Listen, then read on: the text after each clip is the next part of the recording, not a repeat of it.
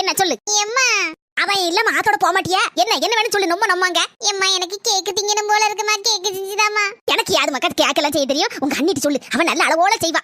எம்மா நான் சொன்னா செய்து தர மாட்டாங்கம்மா, நீ சொல்லுமா. மர்மோளா என்னத்தே கூப்பிட்டீங்களா? மர்மோளா வாக்கு நாக்கு நமக்கு ஒரு கேக்கு துண்டு செஞ்சு கொண்டா மர்மோளா. அரை மணி நேரத்திற்கு பிறகு.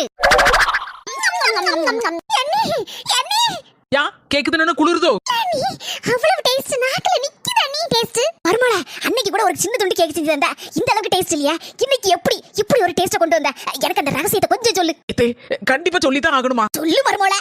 கேக் செய்யறதுக்கு மாவு கலக்கி வச்சனதே, அந்த நேரம் பார்த்து எங்க இருந்த ஒரு பாச்சா வந்து டொபக்குன்னு அந்த மாவுக்குள்ள வந்து விழுந்துட்டே, அது மூழ்கிட்டு. அதுக்கப்புறம் நான் கரண்டியை வச்சு நல்லா கலக்கி பார்த்தனா, அதுக்கப்புறம் தான் வெளியே வந்துச்சு. தூக்கி தூர போட்டுட்டு மாவு விற்க வெளியில அது தூர போட முடியுமா, அதை வச்சு கேக் செஞ்சதே. அதனாலதான் இவ்வளவு டேஸ்டா இருக்குன்னு நினைக்கிறேன்.